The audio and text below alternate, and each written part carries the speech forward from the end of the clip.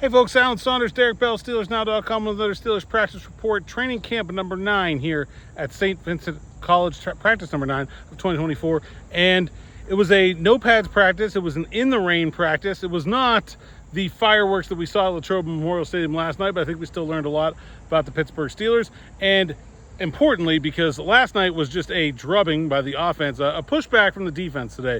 Defense wins 7 shots, 5-2. I thought they did a really good job of rushing the passer. I thought they made the offense play the conditions, and they didn't necessarily always do that so well. What was your big takeaway from the early portion of practice today? Yeah, I mean, the early portion of practice, one, was the lightning and us having to sort of evacuate, but not evacuating. But I'm glad the rain held off for us long enough to get a practice in. I think one of the big winners of the day was kind of Anthony Everett. He ended up, meeting Darnell Washington at the high point on a red zone fade, knocked that ball up, and then he also had really good coverage on Washington later in the practice on an end breaker as well. So, yeah, I mean, the defense definitely looked more in tune, but we still did see Justin Fields go to George Pickens over the middle twice for 2 more touchdowns and 7 shots. Yeah, nothing other than George and Justin was working. Nick Faribaugh, Traitor. Penn Live, What's up, guys? crashing the video here, as is tradition.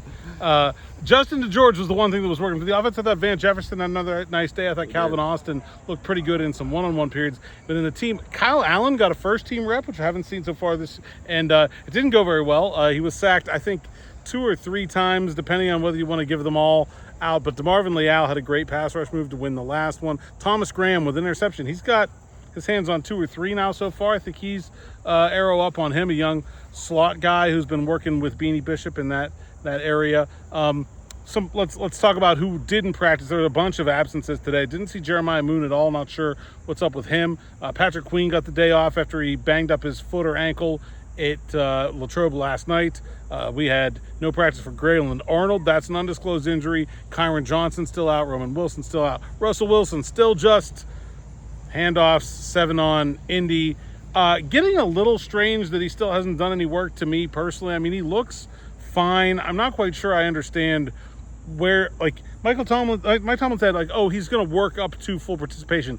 He said that Tuesday. I haven't seen any working up. Are you concerned at all about no Russell Wilson so far? I'm going to begin to be concerned as maybe the preseason opens. I understand being cautious with him just because he is a veteran. He's an older guy.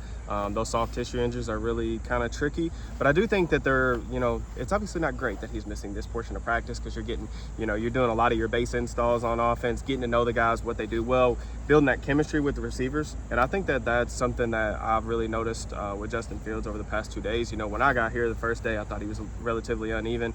But over the last 2 days, him and George Pickens have been really clicking, especially on throws over the middle. Justin had another really solid day, I felt for the most part, really accurate, especially in the 15 to 20 yard range. He had a couple really nice touch passes on deep corner routes over the outstretched arms of defenders. But yeah, I mean, you mentioned Calvin Austin too. The one-on-one drill that you're referencing is they have this hallway drill where basically it's you're in a hallway one-on-one, and he was relatively untackleable. He had some matchups with Beanie Bishop that were pretty tough on the defense. Yeah, Justin Fields ran that too. He went up against Peyton Wilson and won one of his 3 reps anyway, which is good for a quarterback. I was noticing the same thing about Justin Fields though in terms of his comfortability with these first team receivers. Remember, Russell Wilson worked with the first team all through OTAs, all minicamp. So Fields wasn't throwing to Pickens and Austin and Jefferson during that time. And I thought at the beginning of training camp, Calvin didn't look as good as he had in the spring, and Van completely disappeared. And that's probably because a little bit of that change of quarterback. And now I think you're seeing the familiarity with Justin Fields come along, especially for Van Jefferson. I think he's been really good the last couple days. So I think that's a really good sign for Justin Fields, that these guys have been able to kind of get with him, pick up what he's doing. I'm not sure what it means for the state of the quarterback battle yet. I think it's probably too soon to make any firm conclusions, but certainly interesting that we're still seeing Russell Wilson do the same stuff for 4th or 5th day in a row. Other than that, what were some of your other takeaways from today? I thought that, kind of like what you said, just going back to Justin, I think the comfortability is definitely getting there.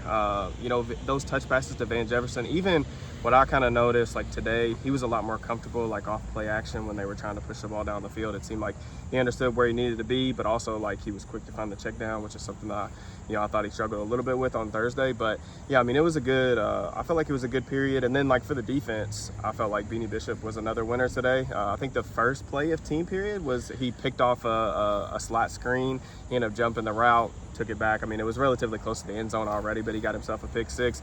I noted that Beanie was extremely involved in really all of the special teams drills that they've done over the course of the 3 days that I've been here. So I think, with Beanie being a special teams contributor, making some splash plays on defense as well. And also, like, between him and Ryan Watts, those were the two guys that I heard Mike Tomlin, giving kudos to after plays the most today. I thought Ryan Watts was really good in that tackling drill. He's been working, changing off with Corey Trice as the dime defensive back. We got a lot of sub-package work today.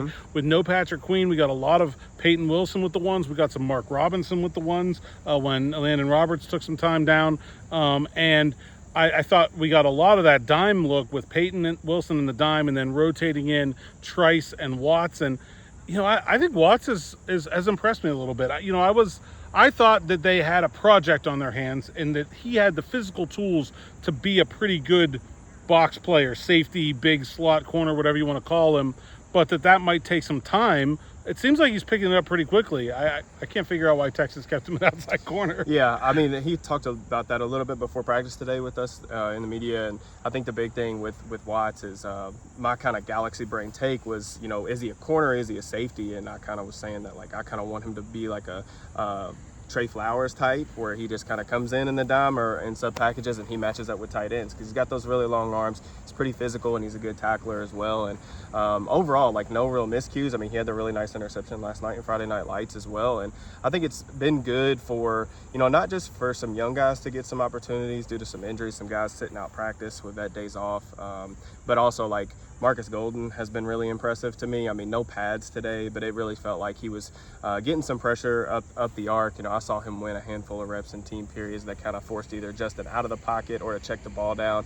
Can't really take too much away from that without pads, but he definitely looks like he hasn't lost a step at all. And with injuries to guys like Jeremiah Moon, David Perales, TJ Watt didn't really practice much, if at all, today. I'm not sure I saw him in a team period anyway. Yeah. So him and Cam both didn't do any team. Yeah, so there's reps to go around. Like we said, it was a relatively tame day in comparison to the fireworks last night, especially with no pads. But I felt like they got some work in. And also, too, I know a lot of people are, wondering about the wide receiver spot and what's going to happen with that. Do they have enough talent to go opposite George Pickens? Van Jefferson and Calvin Austin were out on the field for probably, 30, 45 minutes on the jug machine. I mean, they were the very two last people on the field. We walked off literally with them. So if regardless of what happens, it's not going to be for a lack of work or lack of effort on their part. I've been pretty impressed with their work ethic after practice. Yeah, I agree. I thought the conditions were interesting. This is the first time we've practiced in anything other than ideal weather. We saw one ball slip out of Justin Fields' hands. We saw Kyle Allen skip one and hit someone in the stands. It was an interesting day for the offense and dealing with the elements. I think that's an instructive thing to think about. I honestly hadn't really kind of taken that perspective that, you get all these 8 practices, but they're all in perfect conditions. How often is AFC North football played in perfect conditions? Very rarely. So how will these guys, especially, I think the onus is on the offense to deal with that. And I thought it was a little bit of a struggle for them at first. I think by the end of the practice, they had kind of gotten into it, but you saw some slips, you saw some footing issues and some ball, the quarterbacks, the ball coming out of their hands. So I think that was just good for them to get at least one of these during training camp. And then just kind of like last thing too, like hitting on Corey Trice a little bit. Not only is he working at a dime linebacker, but he's getting some second, third team reps at outside corner.